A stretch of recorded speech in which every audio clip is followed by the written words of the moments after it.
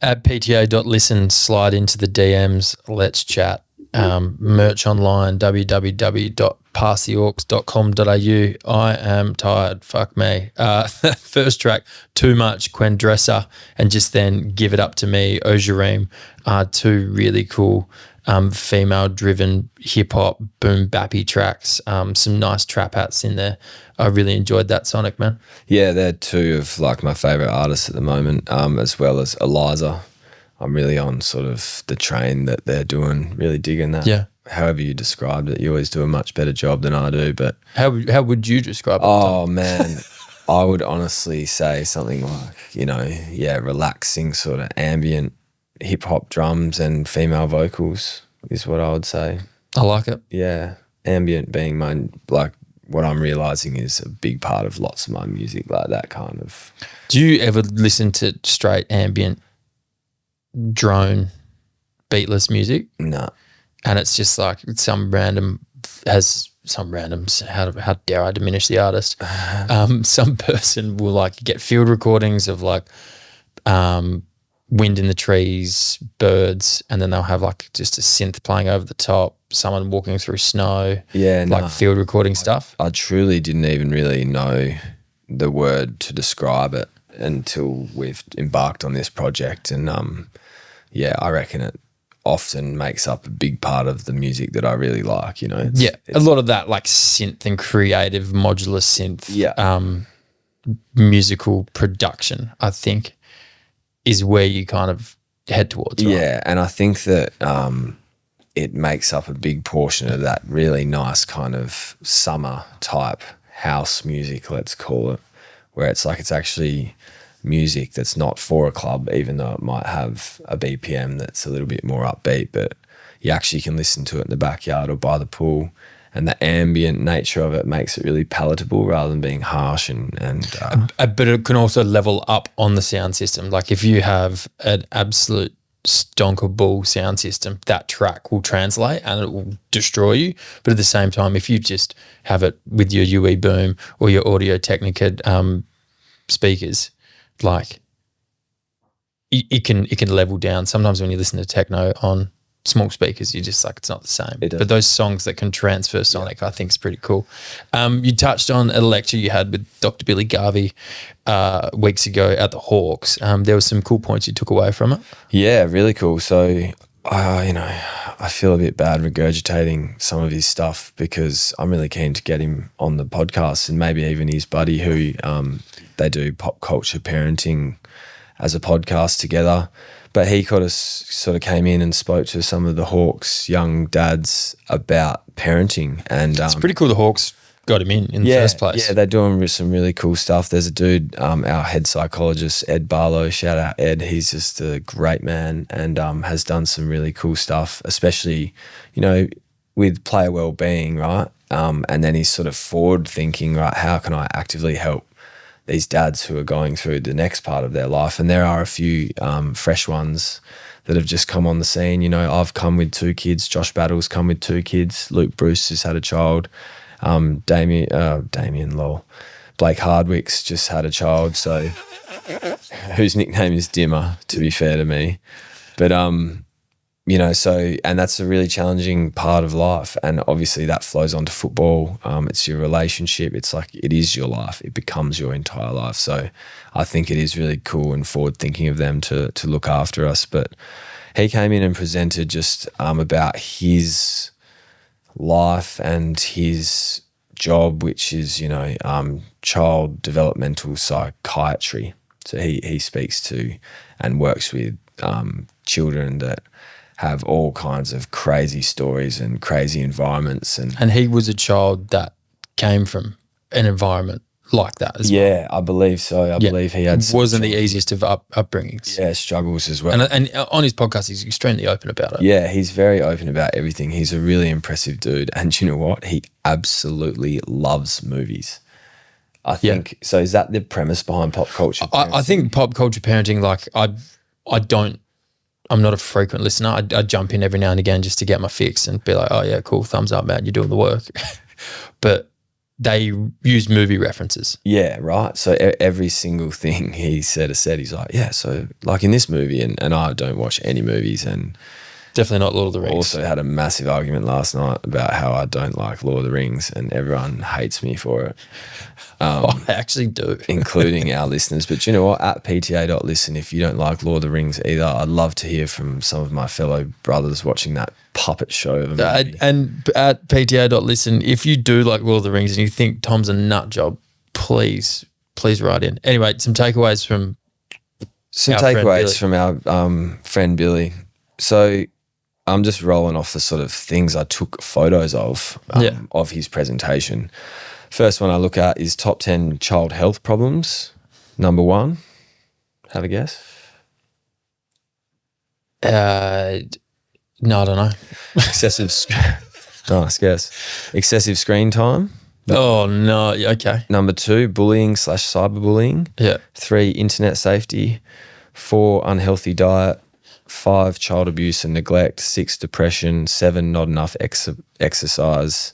8, suicide. 9, overweight or obesity. And 10, family and domestic violence.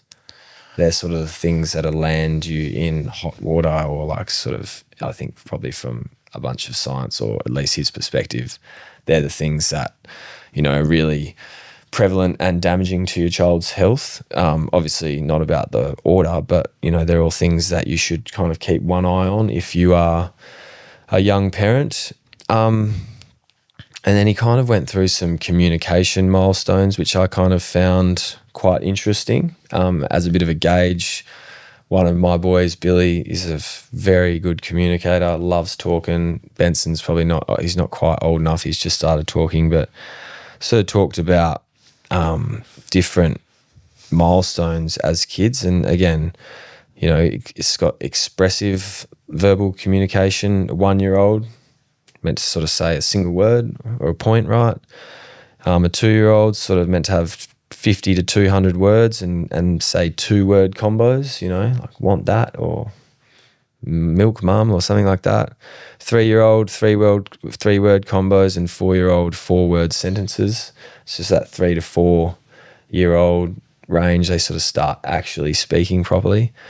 And then what I actually really found super interesting is that there was a study done, and I can't reference the study, but he presented it, right? And it was about, they put people in to observe interactions between parents and children in low socioeconomic families, medium socioeconomic families, and high socioeconomic families, which is not about like your wealth or your actual socioeconomic status. It's just more about an indicator for interactions between mother and child, how much, let's say, a high socioeconomic family might be able to spend more time with their kids because they're not at work, right? Yeah. Or whatever the thing might be, that is an indicator, right? And so they, in the low socioeconomic families, so what I should say, what they're looking at is the number of words that the researchers heard while they were in the house. There's just the raw tally. Raw tally of words talked between the parent and the kid. The number of questions per hour that the parents would ask the kid. Oh, okay. Affirmations and prohibitions. Yep. Like, hey, you did a great job, or hey, stop that. Stop that right now. That's pissing me off, Billy. And then the number of words in the child's vocabulary. Yep. So whenever the interactions, they would measure how many different words the kids would say. So in the low socioeconomic status category, there was 13 million words heard compared to the mid socioeconomic, 26 million, and the high socioeconomic, 45 million. So there was sort of almost 4 times as many different words heard in that bracket. Yep. Questions per hour. Low was 5 questions per hour, mid was 20 questions per hour, and high was 40 questions per hour. So that's an increase of 8 times more questions between, you know, parents and kids. And affirmations/prohibitions. Low was 5 affirmations per 11 prohibitions. So it would be like, 5 good, 11 bad. Mid was 12 good, 7 bad. And high was 32 good, 5 bad. And then the resulting number of words in vocabulary for the kids. Yeah. In the low, they had 2,000 words in their vocabulary in total. Mid, 12,000, and high, 20,000 words. Wow. So again, this is like totally not about money or socioeconomic status. What it's about is interactions with your kid and the sort of exponential nature in which if you're constantly communicating with your kid, if you're around them, if you're asking them questions, if you're affirming their behavior rather than, telling them that language we spoke about before, don't, stop, won't, can't. Those are the sort of things that between the ages of, let's say, 2 and 6 just makes an exponential effect on your child's development, so much so that you'll have, or the child will have 10 times more words in their vocabulary if you do that correctly over not that long a period of time.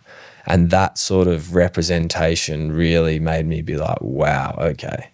Just talk to your kid and ask them questions, essentially. Just talk to your kid and ask them questions and affirm their behavior, and don't tell them stop and don't and watch out, and, just leave them alone effectively in terms of letting them learn, as well as, keep prompting them and keep talking to them. And just that exercise, like all training and everything, creates development. And obviously that's a really important age, and the fruit of that is just exponentially different. So from a child that's neglected and doesn't have much interaction compared to a child that has great interaction and lots of, different things to talk about or question or learn from.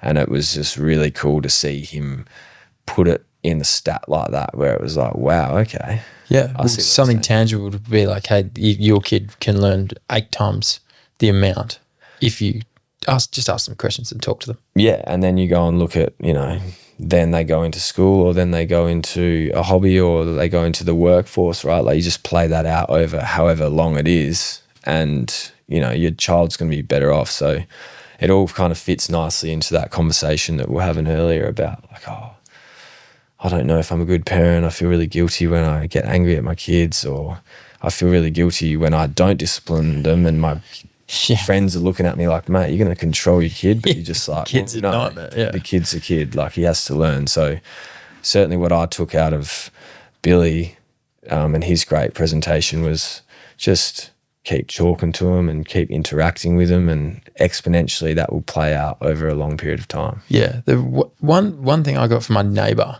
he was like, don't always tell your kids to be careful. Because, they're climbing on the couch, or they're climbing on a chair, right?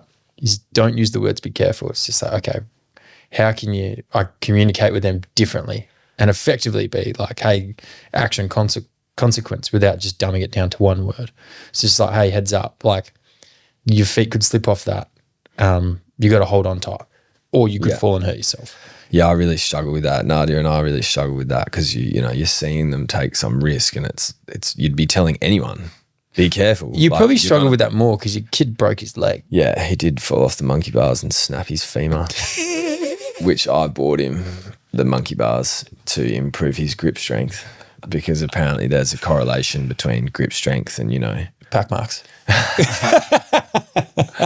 Yes, you got me. But no, like holding a pencil and engaging in school, because you like got a less fatigable hand.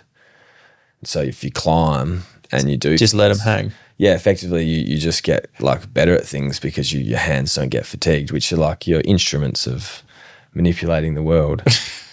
So yeah, we have a bit of trouble with not saying be careful, but you're right. And then like perfect segue back to sound healing and manifestation is I've heard the same thing. Rather than stop, don't, won't, be careful, it's actually watch what you're doing. Like it's active. Think about what you're doing. Engage your core, grip strength. Yeah, watch what you're doing.